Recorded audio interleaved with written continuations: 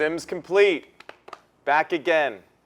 Look at the setup that we have here right now. IMP Studios just went above and beyond. The whole team, Luke, Dave, Zane, Ray. It's just unbelievable. Look at the setup that we have here right now. Yeah, it's awesome. Really great job done. It's beautiful, and we just we're so grateful and for this opportunity to be in this space, to have this technology available to us. The team did a phenomenal job, so extremely grateful for that. It's way above my pay grade. And what was this back again? You said it like you're shocked that we're still here. Yeah, I am totally shocked. No, we haven't been canceled, but that's also what happens when you do YouTube. You can't really get canceled. Is that right? As regularly. Yeah, okay. Yeah. All Not right. as the brick and mortar, studio shows, but okay. Yeah, we're gonna keep it going just a little bit longer. Yep, looks like it. It's been fun. The first, how many weeks we done? 3?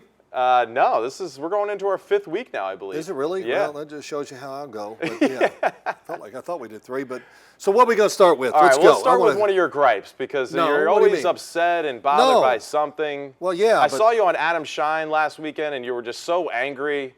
All your pet peeves. Just that was 2 weeks ago. Oh, it was 2 weeks ago. Yeah. Sorry. All right. Yeah. Well, I just want to know what leveraging the football is. What you leverage the ball? What the hell does that mean? The best part is you go through your little things that annoy you, and I said one of them in our show last week. Oh, yeah, you did, yeah. I appreciate you sparing me I and let not, it go. Throwing me in there. It's to like the my life guillotine. with you. I spare you with a lot of things. Yeah, so I just let it go. It's Matt. And Big Philly's so excited. He's got his Bigelow tea cup here. Yes. Yep. He's got it out. Well, it's not a Bigelow cup. There's not even any water in there. Yes, there is. What do you want? Is there? Yes. Oh, sorry. I got my hands all over it. Jesus. I apologize. And I just spilled it and knocked everything over a few minutes ago, but yes. Yeah. But go ahead. What's the first thing we're talking about? All right. So we're going to go through just a little quick notes as far as just general stuff that happened this past weekend. We're going to start with the Panthers. Oh, how about that? Getting their first W.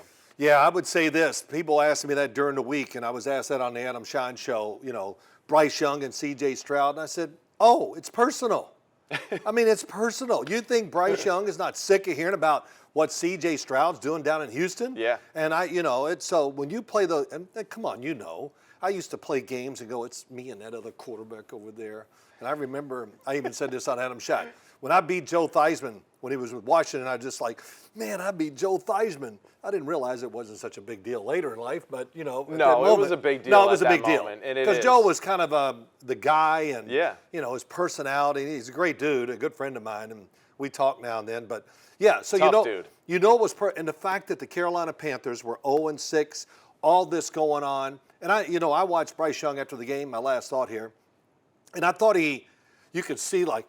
Wow. I mean, I'm sure the whole organization did. They finally got off of it. So. Yeah, such a relief. What's your thoughts about that game real quick? Yeah, I mean, I'm happy for the Panthers that they got the first win of the year, for Bryce to get his first victory. It's very serendipitous that it's against CJ Stroud, the guy that goes in the next pick of the draft.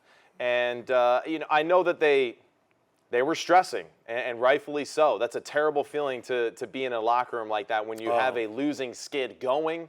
And I'm just really happy that they can kind of move forward, get that cliche, quote-unquote, monkey off their back and go back to work and have a little bit more enthusiasm with just the ability to maybe, put some string some wins together. And and you can see, too, the Panthers were kind of playing with a little extra juice. Absolutely. They had a little attitude. It really meant a lot to them to win, especially on home field. Adam Thielen did a great job of playing with great energy and seemed like just being motivated the whole time on the sideline. So it's well, it was a fun game to watch. I watched it yesterday through its entirety, and it had a lot of energy during the whole game. I think the crowd was into it, knowing the situations. Yeah. So that was really good. And the Texans they're a good football team. Wow, I tell you, that's what I got out of it. And I knew Carolina had a good defense, a lot of good players, but whatever. But watching the Texans, how well they were coached, and you were watching a lot of it with me, and I was like, what? They really got it going on both sides of the ball. Aggressive with CJ Stroud, they have been all year. But that defense and some of those defensive linemen, and before we forget, at the end, we're going to do a little bit on some of these rookie quarterbacks. We are, show yes. you the Thank goods. you for teasing that. I appreciate it. Because you forgot. I did forget. Right before we came on air, so make sure you tease it. You didn't. Well, that's why you're here. Your experience. That's what dads do. They cover up their sons' messes. You're the vet. No, you're the vet, man. You're helping me transition to my starting quarterback role, you know? Okay. All right. Whatever you say. But, okay, what else? We want to talk about Well, wait, you wanted to give a quick shout-out to who, though, on that Houston defense that you were impressed with how he's played? Oh, Jonathan Grenard. Right. Oh, my gosh.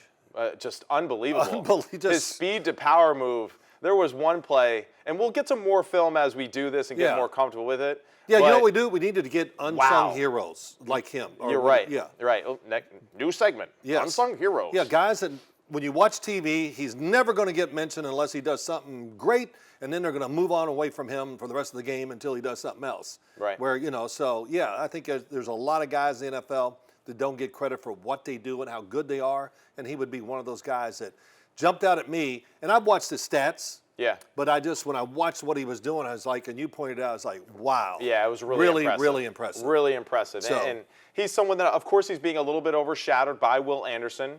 Rightfully so, first-round pick. There's a lot of focus on him and his attention. But when there's obvious pass rush situations, they move Will Anderson into the 3 technique, and they have him one-on-one with the tackle. Now, for everybody watching, what the hell is a 3 technique? Okay, it's a position where the defensive line lines up on the offensive line, and anyone who really plays football will know. And if you don't, we'll have episodes to explain that. Okay, so there you go. Yeah. Okay. There you go. Yeah, okay. Oh, but I like the 5 technique more myself. Yeah. All right, sorry, Phil. Yeah, okay. Well, when you guys played, you were just like, oh, let's just go out there and hit people. Yeah, it's a little more complicated nowadays. All right. You're a jerk. All right, so we're gonna go next to the Broncos. Oh, we are. What the hell is going on in Denver? It's amazing. It's crazy. I mean, it was a total disaster. They give up 70 points to Miami. The offense is doing nothing. And all of a sudden, the last 3 games, Kansas City, 19 points. Green Bay, 17 points. Kansas City again, 9 points the defense gives up. Plus, Russell Wilson, Sean Payton. It looks pretty good right now for what they're doing. The offense, I don't think, has really been that bad. No. They've just been kind of overshadowed by really bad defensive play early on in the season. But I think Russell he's done a great job, and I think he's doing everything that Sean Payton is asking him to do. And there's been a few hiccups here and there. Even in the Kansas City game, the late fumble there right before half. Right. Those are things that I know Sean Payton is just going crazy about with Russell. But a lot of improvement on the offensive side. Russell looks better, and unfortunately their record hasn't been reflective of that. Doesn't matter to me. It doesn't matter, Let's build this year and build it to the next level next year. Russell Wilson, just a little fact, the last 2 games, 32 of 48, which is good. Over 300 yards, 4 touchdowns, 0 interceptions. And I don't even think he's really got close to throwing an interception these last couple games. So he's been playing very he's clean understanding football. the offense, and he's trim. To me, he looks good. He's got a good arm, moving around well. Is Sean Payton the right guy for the job still? Yes. Yeah. I mean, I think, Sean Payton, he's angry every day. Okay? That's what I he's love like about him. you, yeah. I'm not angry every day, but a lot of days because, I watch too much TV. That's my problem. Oh, yeah, that's what it is. Boomer. Why you watch all that? Well, I got to watch something besides you. That was a little shot at Boomer. I could tell, yeah. But no, I watch it and listen. I just go, wow, that's just not the right way to frame the game or the player. And what does a fan know? What he reads and what he hears. Right. So when you give them information, they go, well, this guy stinks because I just heard it on TV, when it's just not true. So that's what gets me going. All right, we got you. There we go. See, I knew something was griping you. So. But Vance Joseph, big shout out to him for Denver. Yeah.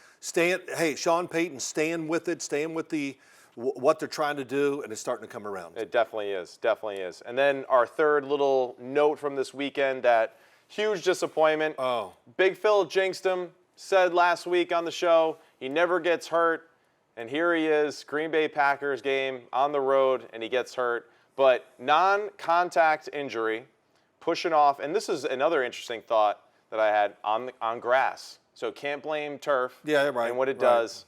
But really unfortunate that Kirk Cousins torn Achilles. He's out for the year, and it's devastating because we really liked what we saw from Kirk Cousins. We're fans of Kirk. Yeah. Even Christopher is a huge fan of Kirk Cousins. I feel like one of the more underappreciated quarterbacks in the league. Right. And I feel like he's one that's it's kind of easy to pick on him because somebody kind of set the precedent, and now it's just, the narrative is too difficult to change. Yeah, he couldn't. But dude is a fantastic quarterback, and it's really upsetting to see him out now. Well, he's just playing really good football. real quick, what he did on Monday Night Football against the 49er defense was changing the narrative. Yeah. All of a sudden, he's not going to be traded. Maybe they won't go for another quarterback next year. And I didn't have to hear about his primetime record, whatever that means. When you play in primetime, usually you're playing a pretty good team.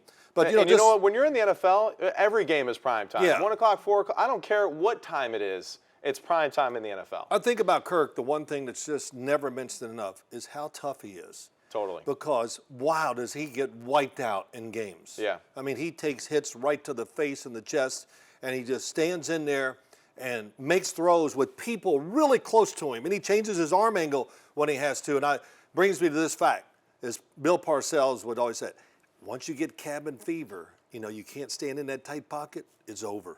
Yeah. And it's true. Once you get a little antsy in the pocket and you feel pressure and you want to get out of the way or not make the throw, then it's up. So, but he never got it. And his numbers, which I didn't even realize, 18 touchdowns, 5 interceptions, basically 70% completion. Mm-hmm. And Kevin O'Connell, ex-quarterback, passing guy, passing coordinator, head coach now, this is the offense that he dreams of. Yeah. And now what can they do moving forward to be really interesting? Yeah, it's going to be a tough road ahead for the Minnesota Vikings because they were a team that we kind of had that feeling. Some other people have mentioned it too on television the past few days where they kind of were finding their groove and we could really see them. Yeah, absolutely. They were starting to play really good football and they were going to start to stack some wins together. Yeah. And another decisive victory too over the Green Bay Packers where I feel like there was no doubt. They were the better football team from the word go. Kirk Cousins had a really good game, 23 of 31, 274 and 2 touchdowns before he was injured. And now you have Jaron Hall, the BYU rookie, who's taking over as the quarterback. Nick Mullins is still on IR. Yeah. And, there's a lot of questions on what they'll do at the position. But we'll highlight. Well, yeah, but I want to just say this, when you talk about they were, coming together. In other words, the defense, to me, was matching the offense. Right. You said this last week. Oh, I did? Yeah. Okay. Well, I can't remember No, what go I said ahead. yesterday. But you were just saying that the defensive style, Brian Flores, his aggressive nature matches the aggressive passing attack of the Minnesota Vikings. The defense is going to get off the field. They're going to give up a big whatever because they are aggressive and because whatever you do, you want your offense, which is what your team is about, to be on the field as much as possible. And I think they really, Brian Flores, oh my gosh, he is not afraid to call it. And, no doubt. And I'm sure Kevin O'Connell's going, what? Okay.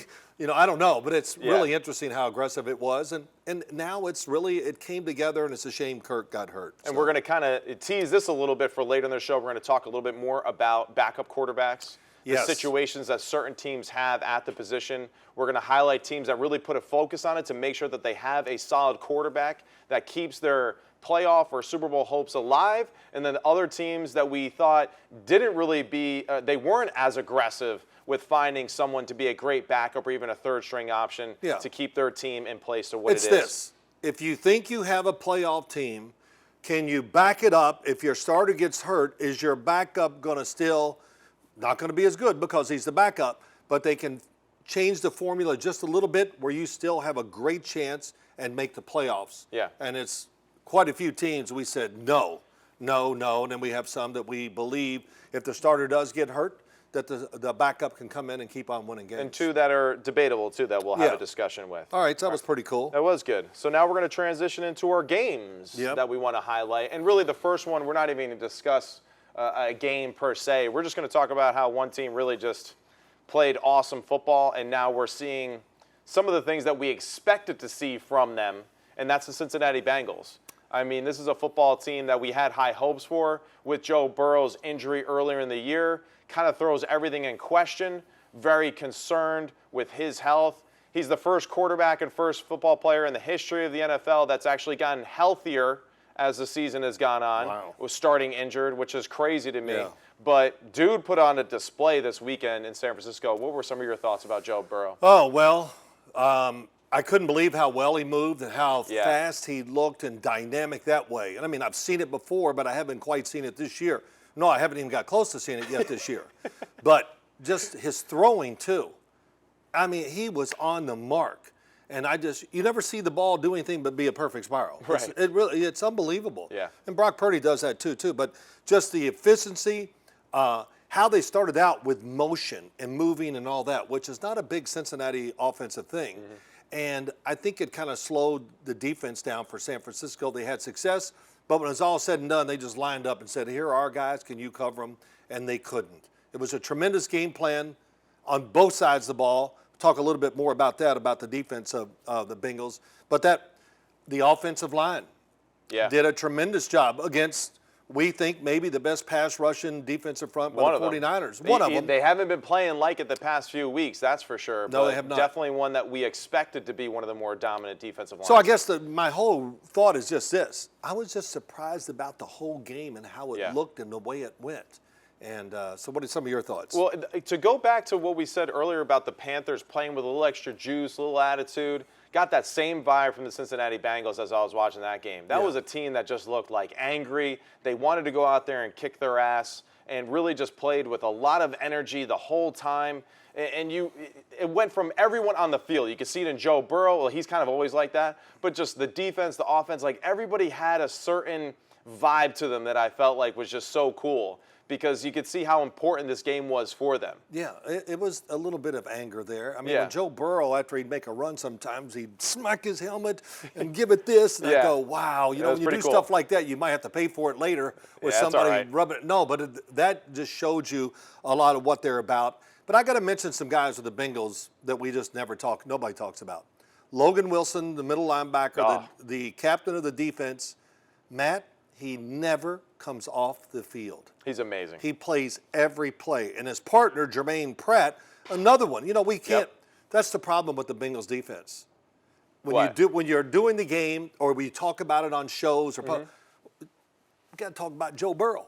Of course, Joe Cool, baby. And Joe Mixon's pretty good, but you know, and Joe Burrow, Jamar Chase, and then let's move on to the next game. Yeah. So a little Higgins, a little Boyd. A little bit. But the defense, you really never. Trey Hendrickson is a borderline star in the NFL. Yeah. But, you know, he kind of gets washed to the side. I think he's had 4 sacks this year where he got the sack and there was a penalty and he lost it, which is one. And then Sam Hubbard's on the other side. They have some dynamic players behind and inside. I mean, I'm not going to DJ Reader, B.J. Hill, another good football player. As I call those, is Earl Leggett, who coached with me or with Dan Reeves in 1993. He goes, now, Sims, you need a couple of tush hogs inside. And I'm going, what the hell does that? He goes, you know, they got to be wide. And he goes, you got to be able to show a double feature on their rear ends. And I just go, oh my God, Earl, I got it. But it's so funny. Visual. It's some visual, but it's really true. Yeah. I mean, if you got those 2 guys inside, it protects your linebackers. Of course, you can push the pocket, your run stoppers, all that. So we know that's how it works. And you just mentioned them, and it's really pretty good. Was that a good? Or we don't know Earl Leggett.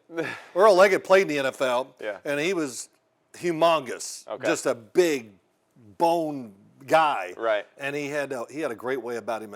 He helped Michael Strahan become the guy he is. That's saying a lot. Yeah. Okay, very Go cool. ahead. What else you got to say about that game? Cam Taylor-Britt, you know, the corner, he's been playing extremely well for them too. So I feel like just every level of their defense has playmakers, which makes them extremely dangerous. The secondary seems to be coming together a little bit as far as how they want to play.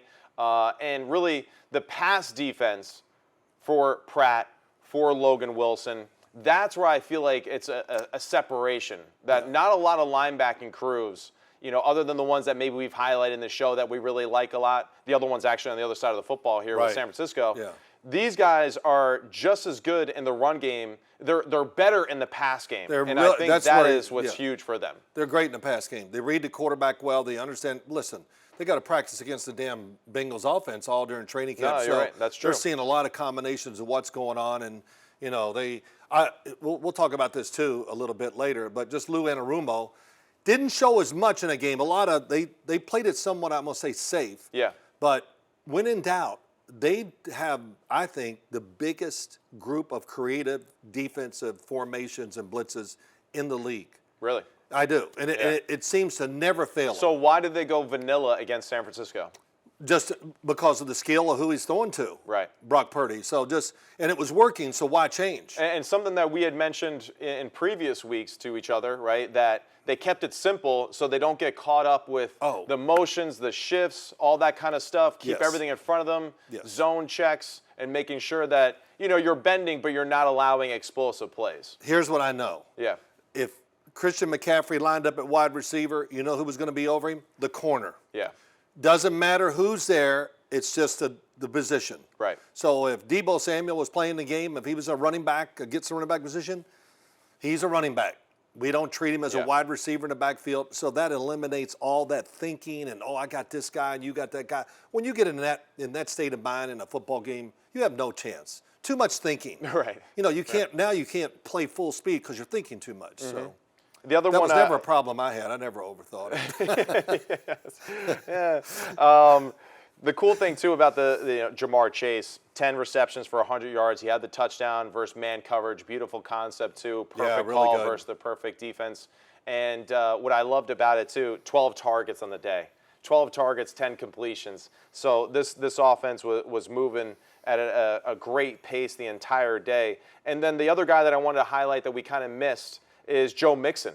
Oh, well, yeah. 16 carries, 87 yards, averaging 5 yards a carry. And he had one touchdown. He had a long of 20 on the day. And I feel like he was a very important piece because this is a team that hasn't shown the ability to really run. I think they only average about maybe like 70, 80 yards rushing per game. Well, yeah. And Joe Mixon with Joe Burrow scrambling was the run game that they needed to really stay on schedule with a lot of these plays. No doubt. It was it was just handed off and let's plow it. Yeah. I mean, you didn't see many cuts or anything like that. It was You're right. really It just wasn't- go. Right. Which was, I thought, really impressive. Yeah, so, hey, they were psyched, and you're right. The excitement they showed, the being so sharp and emotional, you know how those games are. It's hard to be that way every single week, but they were ready for it. They had the week off before, so they had a lot of time to study San Francisco. That's right. I want to go to this real quick. Go ahead. To Brock Purdy. I thought he played, yes, he made some mistakes, 3 turnovers. I'm not, oh, my God, it's just not real. I'm not that guy. It's fine. The one was an unbelievable play by Pratt. His ability to tip that football, and catch the football like that while moving full speed. That was a great play. Yeah, that is right. I'm not going to diminish it at all. But even Logan Wilson, he's going one way, but I know. He does that, I feel like, almost every week. I mean, that was awesome. Yeah, he's now we know why he's on the field all the time. But I want to go to this, to Brock Purdy and the San Francisco offense. Not that it's slowing down. The point totals have gone down, but here are the 3 defensive coordinators the last 3 weeks. Jim Schwartz, Brian Flores, Lou Anarumo. Yeah. I mean, maybe the 3 best. I'm not going to go into all that, but 3 of the best in the NFL. 3 guys that play a style that I feel like are very difficult in the history of Kyle and his type of offense. Very physical, aggressive, want to stop the run game, want to make you one-dimensional, get after the passer as much as we possibly can. They didn't sack. I don't think they sacked them a ton in this game. I want to say maybe 3 sacks, but Trey Hendrickson, 3 quarterback hits. Sam Hubbard, 2 quarterback hits. DJ Reed or BJ Hill, 1 quarterback hit each. So it's like a lot of hits on the quarterback, a lot of collapsed pockets, and I feel like that was really important to their success. Probably the worst thing they did was keeping Brock Purdy in the pocket. Yeah. I mean, man, I tell you, he even looked faster this past week than I've seen him look in other games. And he made a lot of plays outside the pocket. Scramble for yards and a couple throws against the grain, which I always love that. Well, you can't throw back across the field. Well, then you're missing a lot of opportunities, a lot of big plays. No doubt. So when it works, we all get excited. One questionable thing, though, I saw, at the end, Brock Purdy got hit, slammed his head on the turf. I saw that, yeah. Noticeably grabbed his head. And for a guy that was just in concussion protocol, I don't understand how the watcher, or whoever that person is, didn't call him out of the game, at least to check him for a second. That had a lot of Tua Tagovailoa vibes from a year ago. That was a little disappointing for me as far as just looking after players and their health. Protect the player. There's no question. So I just wanted to mention that really quickly. Yep. We'll transition now. Is there any more thoughts you have on that game? Yeah, we said enough good about the Cincinnati Bengals. I'll tell you, this is going to be interesting. Yeah. The Bengals, can you turn around and there's no way you can do that again. It's like the Miami Dolphins. They score 70 points. They go to Buffalo. And believe it or not, emotionally, they're spent. Right. Because of what comes with it. And I wonder the same thing. Can the Bengals, are they emotionally going to be spent? Or are they going to have enough energy and show this one more time against the Buffalo Bills this week? I think they will, and honestly, I just think they're a better football team than Buffalo. So that's why I feel like I give them a slight edge, even if they're not on top of their game. I just feel like Buffalo right now is not in the they're best trying to situation. Find it. Yeah. I mean, when the Bills, not to get into all this, but when Miami scored that 70, they came up to Buffalo, and Buffalo hung up, 48 against them or something so, like that? Yeah. And, they really had it going on both sides of the ball. For sure. But I have not seen that team since. No, and the injuries have definitely played a part, too, in that. We're going to transition now to the Jets and Giants game. And for all of you who didn't see it, it was fantastic. It was an early preview of Army-Navy, where every play was a run game. No, I'm sorry. No, that's okay. That's inappropriate. No. And also, Army-Navy is one of my favorite games of the year, so no disrespect to the armed services. I love that football game and what it stands for. But it was the NFL version of that game. And go ahead. No, yeah. Well, it's get it out. Get it off your chest. Well, I'm in the studio, so I really can't watch it. And every once in a while, somebody say something. Oh, what's going on? And of course, it was in pouring rain. Yeah. And we have two teams that were playing really good defense. But when I watched it Monday morning, I got up and whatever I watched it, and I went, wow, can't take my eyes off of it because of just what's going on. I mean, it was. Yeah. What did you say to Dave? You were talking before the show. What did you say to Dave? What was this game like? Tell me. No, tell me. No, I've already forgot. You've already forgot. I can't. I really don't. I won't do it justice. It was a train wreck. It was a train wreck. And he was like, it was a dumpster fire. Yeah. That's what Dave said. Okay. And then you were like, well, no, it was actually a train wreck with the dumpster fire attached to it. I even yelled it in the studio once. I went, just everybody run the ball and wait till something happens for your team and you can win, because that's what it looked like, and it was. And, neither team could do anything against the defenses they were facing. And the numbers, 4 for 34 on third downs. I know this has been said many times, but we got to say it. And 24 punts in the game. Unbelievable. Yeah, it really was. Really is crazy. And it's I don't even. Giants minus 9 yards passing.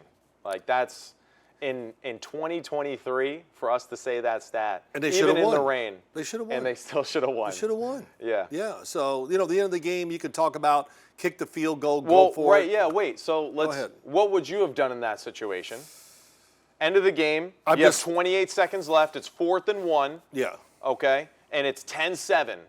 What does Phil Simms, the head coach, do? As I was watching, I said, I'm going to kick the field goal. You're going to kick the field goal. I just thought it was 100%er. Okay, Yeah. we'll do it. Now they got to score a touchdown. There's no way they're going to go down the field and score the touchdown with what limited time it was on the clock. And Yeah, the fact 35-yard field goal. And and the fact that we saw what was going on anyway, the Jets couldn't block them, and so I would have kicked the field goal. You would. Now in hindsight, I think to me it's still not a clear answer to it. Right. So I think either way you went, you're making the call that you felt comfortable with. Yeah, definitely. So what do you think? And it kind of hurt too that Graham Gano missed a field goal early in the game from 47, which I kind of understand with the obvious. The weather and the conditions and all that kind of stuff, from 45 and plus and those kind of conditions, you never know. The 37, that's obviously pretty shocking for a kicker of his caliber because he is, I think he's one of the better kickers in the league. He is. He's hurt. He's a little beat up. That's right. He is injured. You're right. Thank you for reminding me of that. And I agree with you. This was damned if you do, damned if you don't. And it's one of those situations.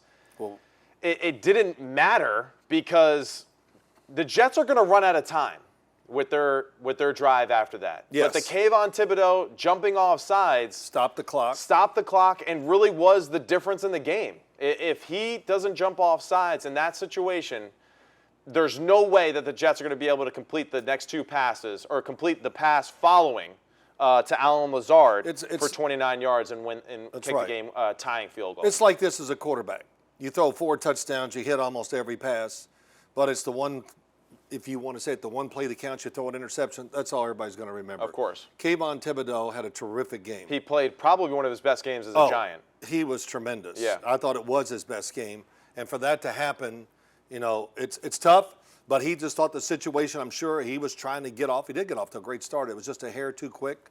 And it's a shame he made it. But it's crazy, that's the way the league is. We've seen that a few times this year. Even Zach Wilson, his best game of his career so far this year against Kansas City, drops the snap, and it's the one play that causes their team the loss, right? So the same thing here for Kayvon. It's unfortunate, and it was so bad it was good, this game. It really was. Yes, it was so bad it was good. And, for the Giants, hopefully Daniel Jones comes back healthy.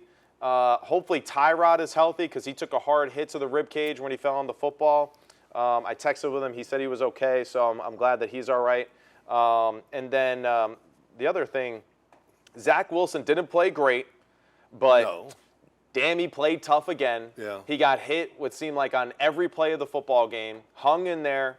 I know it wasn't perfect, but I'm really glad to see that this kid is kind of like maturing as a young man, like right in front of our eyes on national television every week.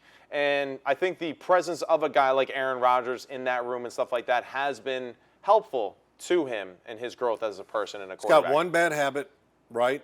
Yeah. One bad habit. I had it. Oh, my gosh, but you learn. He's got to learn right now. When you break the pocket, even in the pocket, always have two hands on that ball. More now than ever because he's fast. He can move. He's going to go outside the pocket. Very good athlete. He's going to go outside the pocket.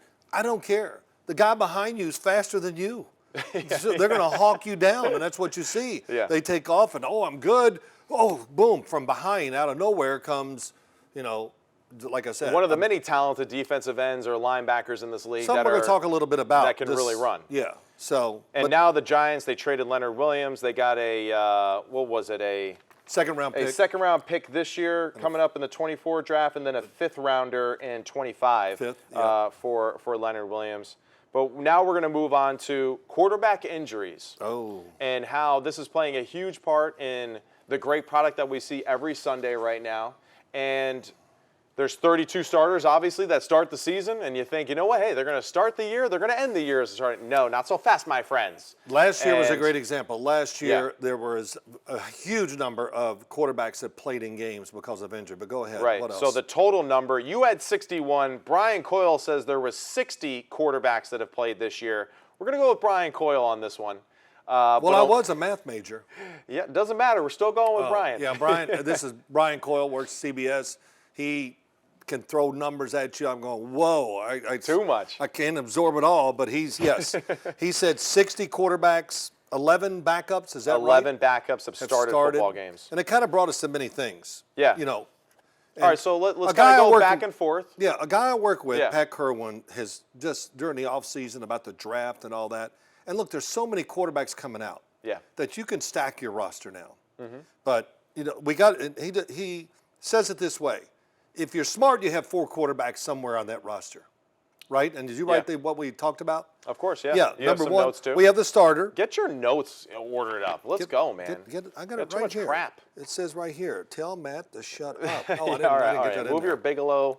All right, go ahead. So what's your first quarterback? Well, we got our starter, so we know that. Yeah. But the backup, we want starter experience, and we want him to still have talent. You know what I mean? Something that gives us hope that this, like we talked about, can you carry on the team and still, if we need to win a couple of tough games to get to the playoffs or whatever. Right, and do you feel like some teams don't have enough talented backups right now on their roster?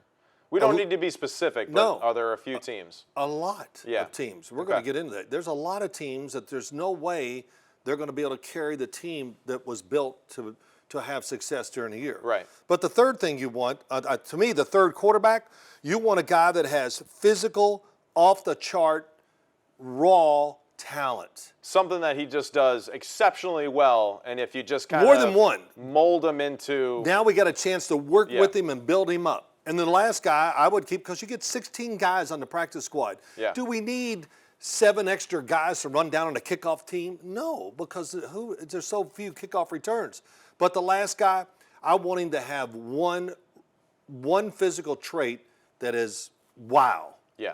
And now we can hopefully build the other ones up enough where we got a guy that can go from wherever he is to the third string, and then one day somehow get a little experience and you're a backup, whatever, to work that way. So general manager Phil Simms would like to have 4 quarterbacks on the roster at all time, or at least 3 on the active roster, 1 on the practice squad for sure. I might have 2 on the practice squad. Yeah. But I'm going to have 4. And they go, oh, well, they got to get some work. Well, is it that hard to get them some work? Or after practice, before practice, whatever it is, training camp, you can really work and get something done there.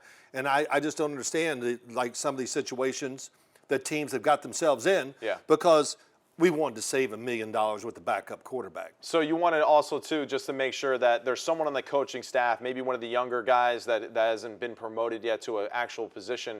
He's getting more of that hands-on work with these young quarterbacks and preparing them mentally for what's being asked, especially for that specific game plan. Making it sound easy. I know it's not. I know it's hard, but but But we know that everything, these defensive ends and these defenses, they're going to hit the quarterback. Right. And all these rules to protect the quarterback, you can't make enough rules now, to protect them. Now, the good thing is that all of the injuries to quarterbacks so far, I don't think any of them have happened on an illegal hit this year. No. So everything's been legal and clean, yeah. right, which is a good sign for the NFL.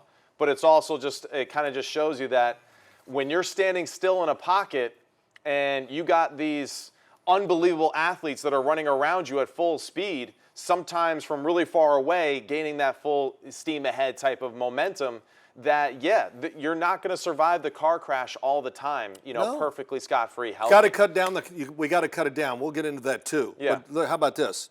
Ritter, Pickett, Tyrod Taylor, Kirk Cousins, Matt Stafford, all out last week during the game. And some of those guys, Tyrod is a backup already. Yeah. So that just kind of shows you that it's a violent game, and it's really unavoidable. Am I really off is this just crazy for me saying you keep 4 quarterbacks? No, it's not crazy. I'm surprised teams got away with it for a really long time with just having 2 on the roster and 1 guy on the practice squad. That was how our team was designed for the Atlanta Falcons. Right. I was on the practice squad. We had Matt Ryan and Matt Schaub on the active roster.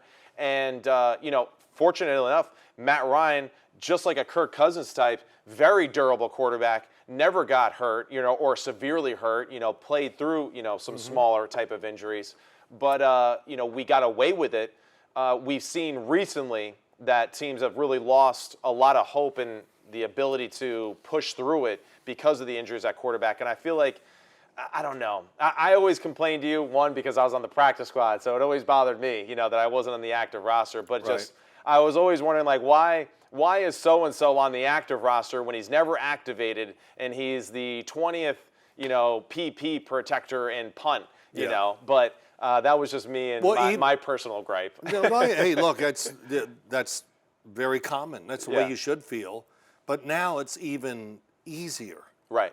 Because of the rule changes. Now, the practice squad is larger than the practice squad is larger, yep. and all the special team rules are so different, and they're trying to.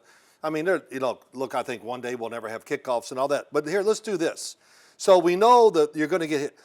What are some cures to maybe lessening or knocking the number down of quarterback hits in a game? We were talking about this. Yeah, so the first one that we discussed was really just offensive coordinators really being a little bit more aware of the risks that they're taking with their quarterbacks, with certain play designs, certain situations. We can go back to San Francisco a year ago, having their third tight end block Hassan Riddick, whose starting right tackles and left tackles have trouble blocking in one-on-one situations. So things like that, just being more conscious of protecting your quarterback with how you're designing a play, how you're blocking it up, and really also educating your quarterback on like how quickly he needs to get it out of his hands. So what you're saying, limit the exposure to the quarterback with all this, Thank you for clarifying that. And then, protecting the quarterback. Yeah. And then being just a touch more patient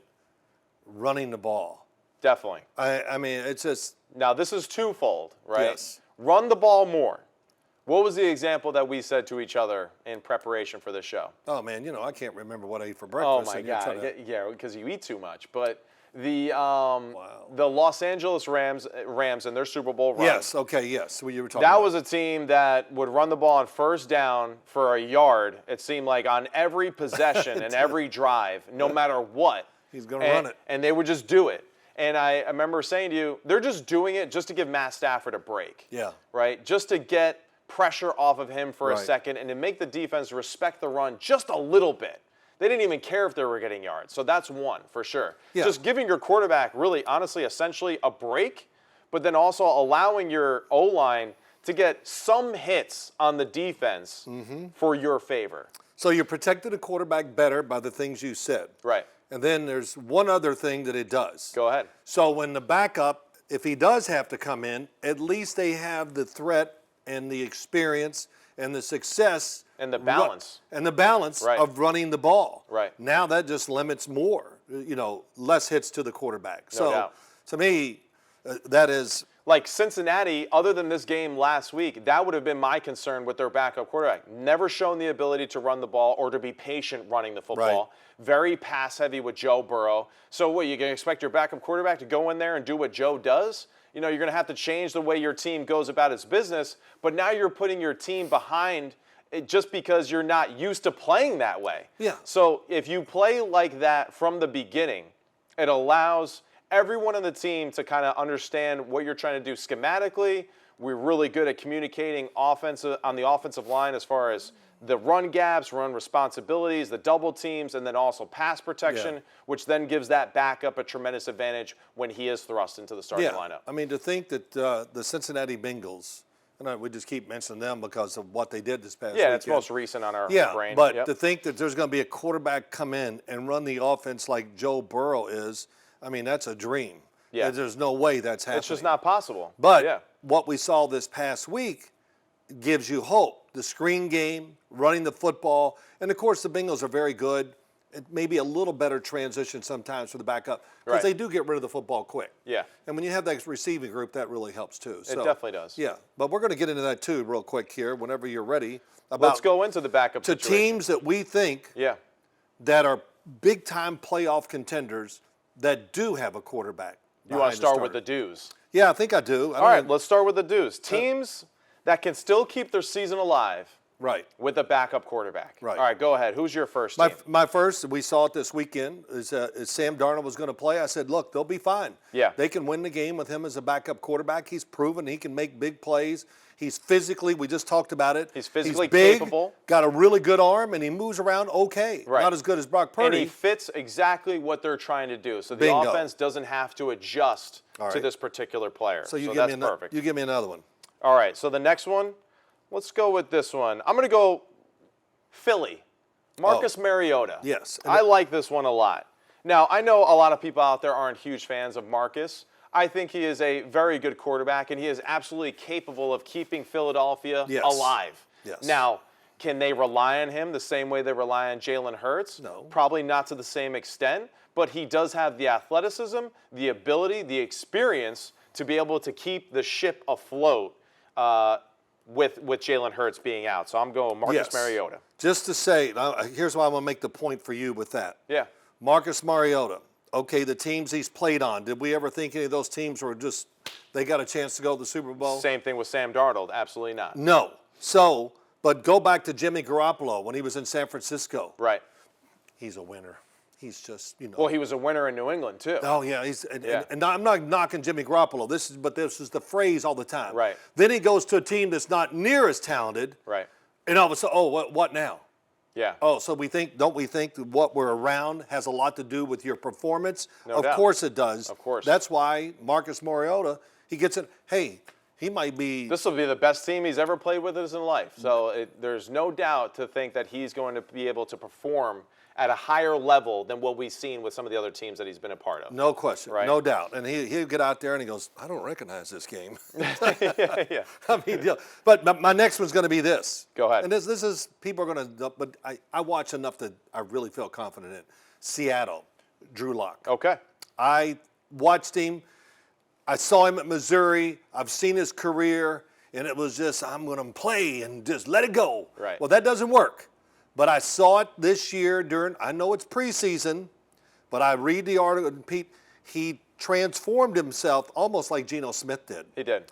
And if he has to play, I feel really confident they can still compete at a good level or a high level. Yeah. Maybe not quite as high as Geno. Geno's got a great arm, and so does Drew Lock's got a good arm too. So Geno's got a great arm. No, He's he does. Very underrated as a thrower. Yeah. Yeah. And you even talked about it. We're going to do a little bit later, talk about the young quarterbacks. He's kind of changed his motion a little. Yeah. And now he can really just rip it in there. But I agree with you, though, with Drew Lock. I think that he has grown into the position no doubt. Much more from what we've seen in Denver, and even so from what we saw in last preseason compared to this preseason. The Huge. Presence, the way that he looks in the pocket, the way that it looks like he's going through his reads, much cleaner, no much doubt. more efficient. So I like that one a lot. Who do you got next? Kansas City. Oh. Blaine Gabbert. Oh, that'll raise some eyebrows. Yeah. Why do I like this one, though? You tell me. Let's go back to what we started with, Yeah. our backup. He's got experience as a starter. He's a big old dude. Big dude. He can run. Yep. And he's got a really good arm. Now, that's a lot to like. No doubt. And another guy that was on a bad football team for a really long time. Yep. And, of course, it's easy to blame him for that. Sure. And he probably wasn't that great of a quarterback at that time either because he was learning to play the position. Right. Now, many years later, has his experience under Tom Brady, all that kind of stuff plays a huge factor in his growth as a player and as a person who he's trusted by.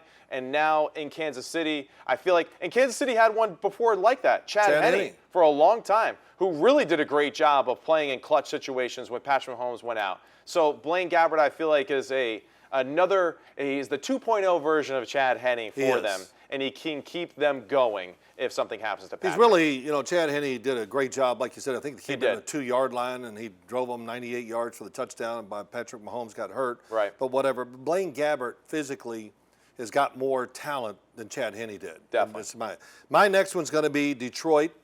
A lot of things. Teddy Bridgewater, because of the offense, the style of play, and he's got experience. He's got talent. He knows how to get rid of the football. And that's his specialty. Yeah. Teddy Bridgewater's smart. He tries not to take the hit ever. Yeah. And get rid of it. And Detroit's passing game kind of fits him. Mm-hmm. And of course, the play-action game fits him to a T. Yeah, definitely. And I also think just playing in the dome, pretty advantageous for him too. So comfortable conditions and environment. So I like the Teddy Bridgewater for sure. And that's another team that we think has a shot to make a run. So that's why we have to highlight Detroit, especially after their victory against Las Vegas. And then the other teams that you had in question, you had written down Baltimore. Go ahead, explain why. Well, Tyler Huntley has played a lot of football for Baltimore. He has. So he knows it, and he does. He's got some of the physical traits you want. He does have a strong arm. Who were we talking to this offseason? Or maybe I saw it on TV. I thought it was you and me. They were talking about Lamar can really throw it. Hey, Tyler Huntley can really let it go. Yeah. And I went, I kind of see that. But it's not Lamar, that's for sure. Right. But I think it's good enough with all their talent on both sides of the ball that he can perform, got experience with the team too, can perform well enough to kind of give them chances to win playoff games if they get there. Yeah, when you first said that, I was like, no, don't buy it. Really don't. But as you kind of explain yourself more, I can kind of get an idea of why you're saying that. And, I know it's hard. I know. But Lamar let's is just so one of one, and I just feel like for them to win the Super Bowl or to keep their season alive, it has to be in there. He has to be. But am I right in saying they had Cincinnati beat? They did. The playoffs? They did. You're right. No, I know. You're right, and that's a great point. Yeah. Great point. And you know what? That's the end of my list. Do you have somebody else? No, that's it. So what was that? That was 6 teams. That we think actually have 6 contenders that have legitimate backup situations that can protect them from their season going under. And now we're going to go to the season. Well, we forgot one. What? Well, it is a back. It's not even. Go ahead. It doesn't even make sense when you look at the Jets. Zach Wilson. Yeah. No, he's the starter, and so. No, I know what you mean. No, and if you told every Jets fan right now you'd be 4-3 after Aaron Rodgers got hurt in the 4th play, they'd be like, you're shitting me. There's no way, right? And he's done a good job. It hasn't been always pretty, but he's kept them alive for sure. Well, yes, but just being the other side of it, there's no Jet fan really happy. It doesn't because they want it prettier. Well, they'll never be happy. Well, no, they're not going to be just because they dreamed about Aaron Rodgers for so long, and he stands on the sideline there going. I know. But the Jets fans are kind of like Billy Beane. If you don't win the last game, nobody gives a shit. So that's kind of where the Jets fans are. Oh, that's a money ball. Season over teams now. So teams that their quarterback goes down, it's over, Red Rover. Okay, I didn't write these down. I did, but I didn't have it now. So Well, you can't figure out your notes because you got papers everywhere. But so here we go. Season over teams. Give me one. I'll start with one. Most obvious, the Minnesota Vikings. Yes. Looked like they were going on a run. Looked like they could be a playoff contender now that they figured out what they were doing offensively and defensively, and their season's over now. Yeah, even if you had talent behind it, there's no way. Just because I think their system is very complicated, and now Kevin O'Connell's not going to be able to run that. I mean, Kirk Cousins, he spends half his life like this.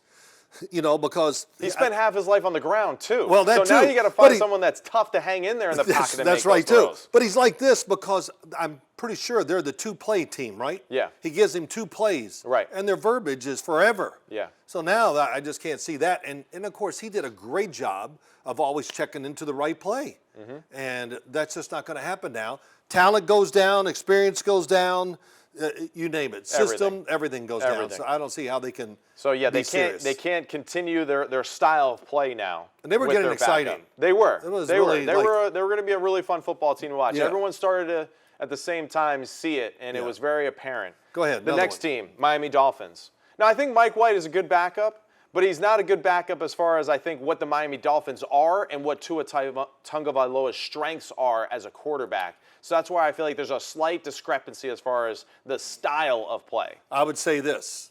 Mike White has to see it to deliver it. Tua anticipates big time. Right. As much or more than any quarterback in the league. And the offense would definitely look a little different. It'd have if he had to. So that's where I feel like it kind of takes another. Tua had a little Brock Purdy. You just see the field, and there's nobody even, you can't even see anybody, and he throws it, and all of a sudden here comes a guy out of nowhere, and it's right on target. His accuracy, everything, how they play, I think it would be very tough for that to carry on. All right, so the next one that we're going to do, Jacksonville, Trevor Lawrence. Don't have a situation backing them up right now to keep that team the same pace that they were going. Now, they do have a developed run game with Travis Etienne, so I believe there is that possibility of that grace period.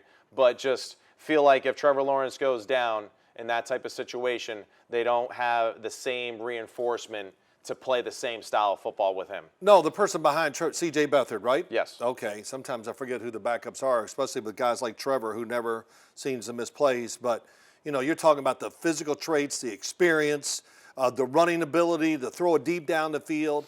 And, Trevor Lawrence, I did a little eye vision on CBS this past week. I mean, he can rip it in between defenders. Just not as good as every guy, the really guys that we think of. But he's close to that. Yeah. He's really close. So that's a good one. Go ahead. All right, next one, Cincinnati.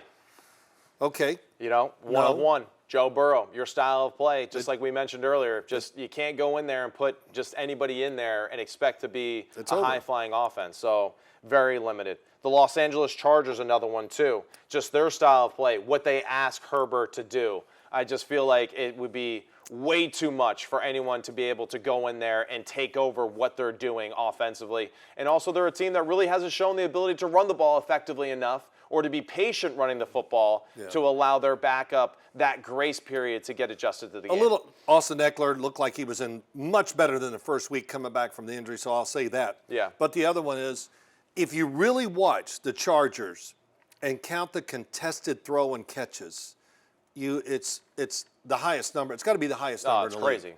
I mean, receivers, the other night against Chicago, every week, he is the only quarterback I see in the league that literally stands above everybody. Yeah.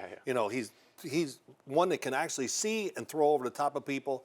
And, man, his fastball, I think it was Chris Collinsworth, sometimes the fastball is too much. He throws it too hard. Man, but, that's a great there's no chance there. So the next one that I want to do is the Buffalo Bills, because Josh Allen is the heart and soul of the football team. What he does to make this team go is just ridiculous. Everyone in TV, I feel like, crushes him because he's too reckless. He's this. If he didn't do any of that stuff, they wouldn't have won any games this year.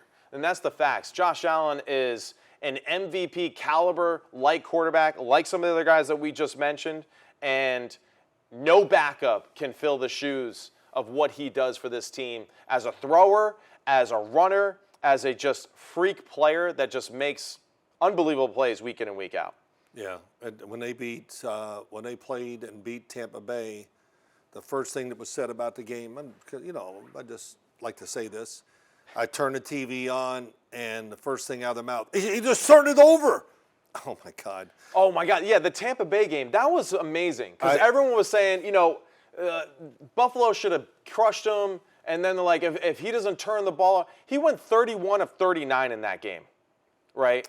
I don't even know what his final yardage was, but he went 31 of 39. The ball was tipped to the line of scrimmage by a really good player. I think Winfield got the tip at the line of scrimmage. So it's like, God forbid a guy on defense makes a really good play. Now, the Jets game, I get it, but also that was week one, and I don't care anymore, right? A lot of things happened week one that aren't relevant anymore. That game he played phenomenal, and everyone was talking about, well, you can't trust him. The Bills wouldn't even be relevant without him right now, and that's just what I want to highlight. So, all right, so move you know on. what? I'm not even going to talk about it anymore. I did it for you. Don't worry. Yeah, it's just ridiculous. It's crazy. It's really it's kind of stupid. Nobody's honestly. turned it over more than him. Okay, so what playoff game did his turnovers destroy the game for him or whatever? They went 13-3 last year. Yeah. You act like they I think did he had the nothing. same amount of turnovers as Patrick Mahomes, but he's just painted it. It's always close. Yeah. And I'm sure it's close again this year. Right. And well, whatever. I Go know, ahead. I know. I'm I not hear going you. to talk about it anymore. It's all right. We probably will at some point this season. What All else right, we got? Because we got to do the rookie quarterback. And then the Dallas Cowboys. The Dallas Cowboys are Cooper Rush did a great job last year coming in, but that's the way they managed the game. They won, whatever. But they're not going to go through the playoffs. It's just too much. There's no way you can do that during a playoff run against. We're talking about 4 teams to win the Super Bowl, but 3 to get to the championship. Definitely. So the third game. So yeah. All right. So now we're going to go into breaking down some film, baby. And, so we're going to talk about the rookie QBs, which is kind of cool because we did this very similarly this summer when we were breaking down the guys in the draft. Yep. So that was pretty cool. I'm going to step off screen here for a second. Okay. Do I stand up or do I sit down? I don't know. I got to stand up. Oh. All right, so who do you want to talk about first, big guy? Let's do Will Levis. Sit down, Phil. Oh, sit down. Okay. Sit down, Phil. Somebody was making a sign back there. I can't tell you what the sign was, but they told me to sit your butt down. Who do you want to talk Let's about do first? Will Levis. Will Levis, a lot Levis. of question marks. We even said things hooked up, but whatever. I thought he played really well. Good decisions. Yeah. And I don't know what to say besides being really impressed. Well, the first thing that I noticed, too, about Will is just, like, how he looks on the field. Yes. He's got a great look. He looks strong. He's got great presence. Right. So that's where those physical measurables that we all discussed during the draft are important, right? Size, speed is a skill. Arm strength. Yep. So he's got those 3 right He's got down. all of those. Okay, go ahead. All right, so here we go against the Falcons. All right, and Will had a tremendous game. His final stats, 19 of 29 for 238 and 4 touchdowns. And this is a really cool play right here. So we got a 3-man rush. The Falcons take the approach of let's kind of play zone and let's make the young QB make a good decision. Right. And what I love about this right here, one, he's like, oh yeah, great protection in the NFL. It's not so crazy here in the NFL world. Nice. Yeah. But what we're going to see here, condensed formation here on the bottom. We're going to run like a little short hook right here, which is supposed to attract the corner and this hook linebacker to this area. And then you're going to have DeAndre Hopkins, who's going to get a free release because of that stack tight alignment. And he is going to run scot-free all the way here to midfield, hit a little stutter. He's going to make this safety sit just for a second, and he's going to run right by him. All right. And as we say in the NFL, if you're even, you're leaving. So great stutter. You can see right here, look at that safety there. Look at that safety start to drive, right, in that situation. Because he's thinking, what is he thinking? I got to pick. I'm going to get it. I'm going to cut on this in cut right here. DeAndre puts his head down, turns and runs, and then beautiful throw by Will Levis there in that situation. Wow. And it was just an awesome play. Here's the end zone view of it. 4-man rush. That left defensive tackle gets up. 3-man, now it's a 3-man, good protection. He's looking it off. Will's Head down the looking middle. right at that safety, essentially, right down the middle or towards that safety to the right there. And he is just making it very obvious that he wants to throw it here to DeAndre, right? So he sets up. You can see his whole momentum there. He is lined up perfectly to throw to either this underneath or to DeAndre. Great job as far as the play call and the concept. And then DeAndre doing a great job of keeping his line, which gives Will the ability to throw him vertical or space to throw him to the outside shoulder. Fantastic throw. Good throw, and DeAndre Hopkins, damn, he looked fast there. He looked fast. He looked great, and this was really cool to see DeAndre kind of get back into it. Little flinch there by the QB, which definitely if you're trying to read the quarterback and receiver, that's going to make you stop too. Yeah, definitely. All right, go ahead. So fantastic play right there. All right, so now we got Will Levis, and this isn't one of his highlight throws, right? But this is a play that we wanted to discuss as far as just his technique, right? And would you like to start? No, you go ahead, and I'll fill it in. So the one thing, Will Levis, we know, he's got a rocket for an arm, right? Dude's talented, he's big, he's strong, right? The one thing that I kind of notice here when I'm watching this film here, his first step, he kind of steps behind himself just a little bit. So see how his right foot is so aggressively behind there? So in this situation, he's already kind of in a weird position to be a thrower, right? Yes. So this is what kind of, I think, hinders him for the rest of the throw.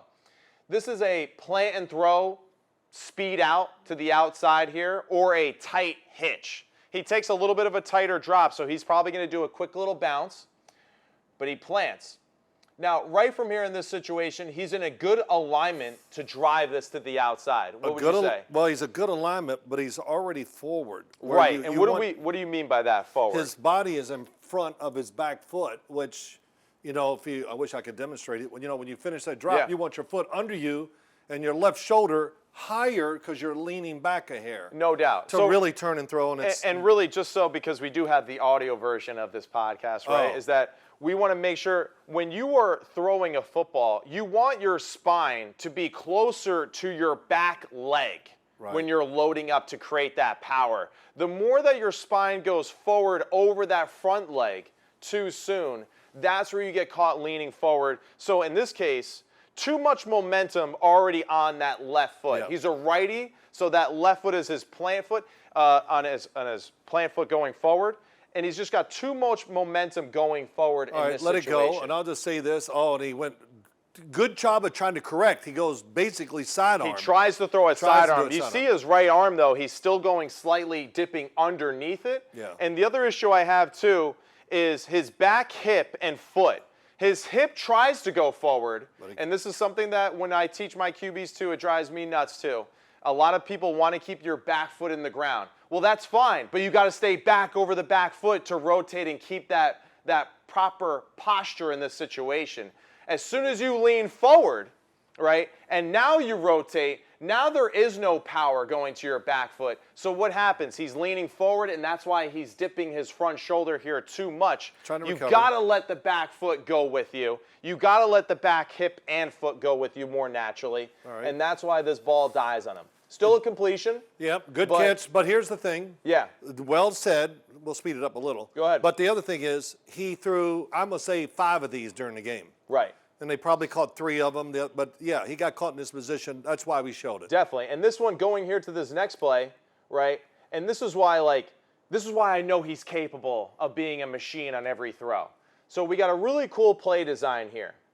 Little sprint out, and we're kind of really selling, hey, we're trying to throw this smash type of concept with DeAndre Hopkins coming across. Yeah. This receiver right here is going to sell that corner. He's making this safety bite aggressively over the top, and he's going to put his foot in the ground, Phil. Oh, yeah, I got to stick the foot. He's going to put his foot in the ground and then turn and run all the way back across the field, and Will Levis just throws a unbelievable throw across the field.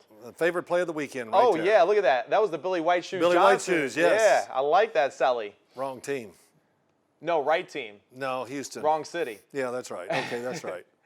But go ahead, give us. This is why, though, we know he's capable. In this situation. So here. Ooh, look at that. Where's his weight? Where is his weight? It's in that inside ball of his back foot right here. So his spine is closer to his back leg in this situation where he's loaded up. Why is he in this situation, Phil? Why is his body like that? He turned his left shoulder. He turned his left shoulder. Why else is he like that? Oh, well, what am I? Oh, he's going to get hit. Oh, okay, yes. Yeah, because he's going to get hit. So he's already slightly leaning back, or has that posture back on his back foot because he's about to be hit. Yes. Right? So naturally, he's in a better technique because he's protecting himself. Okay. Right? So now as we follow through, and I'll try to kind of go by frame, here's the drive off that back foot. But what I really want you to pay attention to here as we let it go, watch how he goes through and around with his rib cage, and watch his back foot and hip off the ground and go with his body as he goes. That's what makes this play special. And you see it right there. Man, that's quick. Man, it is quick. But that's what's good. I mean, it's awesome. See how that hip goes? The foot goes with it, and that allows his core to turn with him. And the other thing, he's done it because his right shoulder now is going to the target. And it's going up and through. Up and through, instead of the other one where it was going under. All right. Phenomenal throw across the field. Perfectly thrown ball Unbelievable. Yeah, it really is. It's great. When they designed this, they go, it's just a good. I saw a lot of this in college. You know, he loved throwing off his back foot in college at the University of Kentucky, and he's done a great job with it here, or in that play. Yeah. A little quicker with these, though. All right, gotcha. All right, so here we go. We're going to go to Bryce Young. Bryce Young, thank you. These are a few plays from this game this weekend. Great job right here. This is what we saw all year, right, last year with Alabama, and what we saw when we were watching this in preparation for the draft and post-draft. His ability to extend plays and his athleticism, right, in the pocket. His pocket movement was unbelievable. Yeah, he has definitely got quick feet. Quick feet, good retrace here, protects the football really well. But, man, look at the quick release on the run, off balance. Yeah, but go ahead, run it back. Let me talk just a second here. Run that Go back ahead. as he go. Watch. He's going to, now his feet, let's just say they're parallel to the line of scrimmage. Yeah, it's pretty Now close. he's going to turn his upper body against his lower body, and that's how you're able to throw the ball on the run full speed like this, which is really quick, and make, somewhat of a power throw and accurate throw down the field. Right. And let me just say this, too. Yeah. When quarterbacks go to the left throwing on the run, it's easier than going to the right throwing on the run. Right. Okay, because everybody says the opposite all the time, and it just going to the left is easier because it forces you to get in proper positions more easily. Yes. Whereas to the right, you have more room for error. Yeah. And just right here, just in this still shot, you can see the arm flexibility and why he is capable of doing this. Not everybody has that arm flexibility. Fantastic follow through right there. Great throw on the run. Alrighty. All right. So here's the next play. Man, these are great shots. Great shots. That away, baby. Now, we wanted to highlight this because, again, this is him doing a great job of manipulating the pocket, moving up, light feet are underneath him, and then that quick release on the run. And you could see just why so many people were excited about Bryce with his pocket movement, with his presence in the pocket. And you're going to see here from the back end kind of why we like it so much too. So eyes go left, moves up in the pocket, doesn't see it clearly. Now he sees the lane where it's like, okay, let's go and run. As he's attacking the line of scrimmage, someone comes into his vision, and just an unbelievable quick release again, taking the hit. Fantastic throw on the run by Bryce. Great job staying level. That goes back to what you said. He just got a flexible arm. But look, the one thing that he does a lot, he gets his shoulders too open. His feet and shoulders are not even close to matching. Yeah. So that makes it more difficult. But because he has a flexible arm, good hand, good side, all that, he can make it work. But he sure can make it easier on himself. Yeah, for sure. I totally agree with that. And what's this one? This has got to be, I thought we had two, but we got three. We got three for him. So I like this one because this kind of shows you, and this is something that, this is why I was concerned with his measurables of being a smaller guy, 5'10", a little bit smaller as far as his weight too, 190. This is the world that Bryce Young has to get used to in the NFL, like a Kirk Cousins and what he did so well. The pocket collapses. He's going to get hit as he throws. He does a great job following through it and throws an absolute dime right over the middle of the field. So that concept you see there, the 1 and 2, every team in the league's running it, but he does protect the receiver by throwing it just behind him and lower so he can protect himself. And what I love here too, he plants. Great job driving off his back foot. Tries to follow through it as much as he can and gets absolutely walloped after the play. But that's life right there in the NFL. So that's something that, he has to become a little bit more accustomed to and making plays like that. And why, it was good to see that in this game because he made a few of those and it was really impressive. All right, so now we're going to go to CJ Stroud, and we're going to highlight this play here for one simple fact. What do we love about CJ Stroud, Big Phil? Well, many things. Size, more mobile than people thought, but he's got the most compact motion maybe in the dang league. You are going to see just the fastest hand in the West right here with CJ Stroud. I mean, there's The Quick and the Dead with Gene Hackman, and then there's CJ Stroud. I like that movie, by the way. Yeah, it's a good movie. All right, so now, push off the back foot. I mean, I can't even catch it on the film. That's how fast it is. Yeah. Great job, though. It's like his arm's less than 90 degrees. Unbelievable. Double slant concept here, and he just absolutely, actually it's a go with the slant on the inside, but just rips it in there between the linebacker and get there. Super quick release. Yeah. Unbelievable throw. Make it look very easy. I've literally seen 50 of these throws by him so far this year. I mean, it's 5 to 10 easy every game. Good arm angle right here, driving off his back foot, follow through. He's another guy, too, that just throws spirals all the time. Yep, it's right.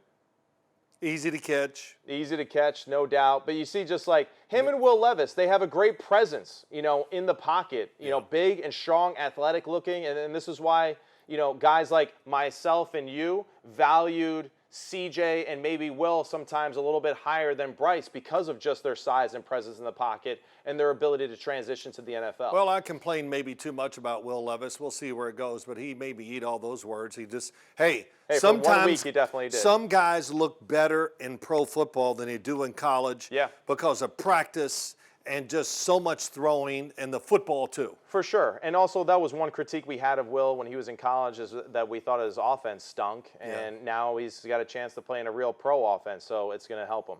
In this situation right here with CJ, we're going to have an out route here to the boundary. And what I want you to see here in this situation is just how quick he resets his feet, right? So he resets his feet extremely fast underneath him. He's got a good base underneath him. His feet are right underneath his shoulders. His shoulder, hip, and feet are all aligned perfectly for him to drive through this throw. So you can literally draw a line from his back foot all the way through to where the target of the throw is here. And that is just why he's able to throw this football versus very tight coverage and just rip it with bodies around him again right to the sideline for an easy completion. Yeah, that's nice. I mean, but that's the thing, though, here. Tight pocket again. Pocket collapses. Got a guy right in his lap. Yep. Drives through it perfectly.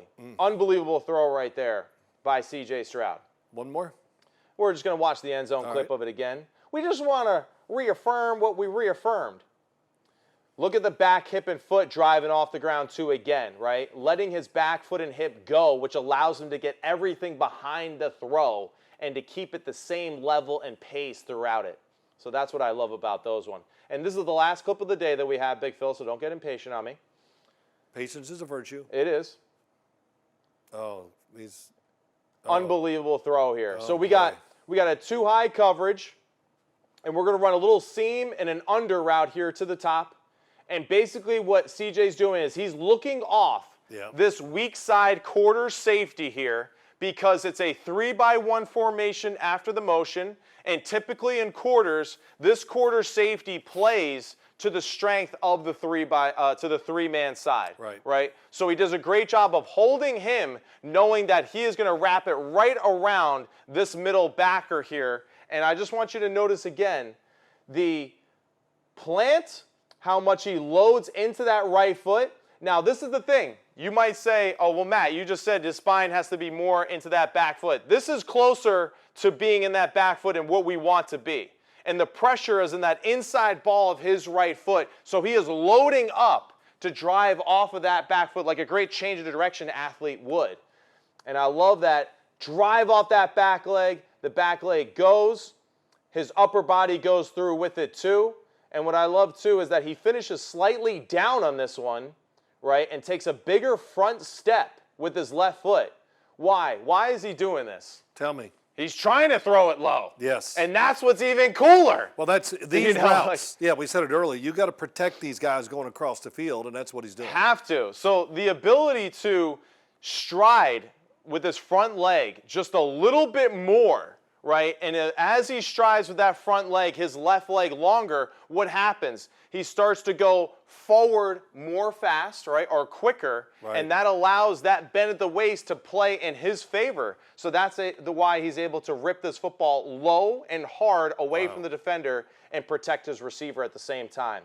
And you'll see here again, so we typically don't teach, right, QBs to bend at the waist with throwing when we're trying to throw the ball level, right, or flat. But now he's trying to throw it low. So what does he do? He takes a longer step with his left leg, and then he kind of bends forward just slightly. And, I mean, look at this window right here. Well, and he's really braced. That's a great thing. Wow. Yeah, it's tight. What a throw. Unbelievable play. You know what all this tells me? And, you know, we're missing Anthony Richardson because he got hurt. Yep. But all three of these quarterbacks, you know, I tell you, you have all these questions about pro football and all that, and then when you watch watch this, you go, well, all the evaluations are, by and large, you got 3 guys that we know that can play in the NFL and succeed. For sure, I mean, I know it's a short window. It's just 1 week for Will Levis, but what we saw, you don't get lucky doing what he saw in that game. No. And what you see, too, they all have the physical attributes, like you said, to play in the league. They all have to play a little bit of a different style for them to be successful. Yeah. One thing we said with Bryce, we would like to see Frank and them get under center just a little bit more, develop some run game, stuff like that with him. Because to be in the shotgun and to live that world, it's not the same in pistol. It's not the same in the shotgun. To get under the center and do play action, to me, is still one of the most deceptive things you can do. No doubt. But also, and I say this, there's a rhythm to being under the center and faking and swinging your body and getting your feet. It's really a great rhythm. And, hey, Detroit does it a lot. The teams that do it a lot, I always seem to have success. And I'll just say it. Well, I don't know why the Jets don't do more of that with Zach Wilson. Because to me, that's what he is as a quarterback. And again, another way to protect your quarterback. Absolutely. Even if it is a run for 2 or 3 yards, it's just allowing you to, one, give your quarterback some free plays, essentially, to take his mind off the game a little bit so he can be sharper for the more important plays. It keeps the defense more honest with playing their run fits more consistently. It allows your offensive line to be more physical, to wear out defenses more, and then it allows your offensive coordinator to build more plays. Look, when you turn your back to the defense, you don't know who has the ball. Right. And I see you do it all the time. Who's got the ball? The quarterback sticks it. Peyton Manning was great at it. Oh, he faked it with the ball in front of him, not to the side where the defense can see it. Right. And it's hidden, and now Joe Burrow did it under center against San Francisco. Remember those plays? Yes. Yeah, that was, in fact, I almost had to run the play back a couple times to see who had it. That's how slick it was. Right. So, hey, good job on all that stuff. That was fun. And everybody, I hope you enjoy watching it, watching Matt's breakdown of the quarterbacks, and we'll be back next week. We'll be back. Hey, Sims Complete. Subscribe, like us on YouTube to the Believe Network. You can listen on Apple, iHeart, Spotify, wherever we are. I'll get there. I'll get there, Chief. All right. Follow Phil Sims on Instagram and Twitter, Sims Complete on Instagram and Twitter. And thank you again to IMP Studios for this fantastic setup. We're so grateful. We are not worthy. But thank you so much, and we will see you next week. In case you're confused, I am the Father, he is the Son, but these things start to change and life goes on, and I take it. See you next time. See you next week. Toodles. Toodles. What the hell's Toodles mean? It's Coach Toll, man. Oh, okay. Yeah, Toodles. Hey, you guys, Toodles.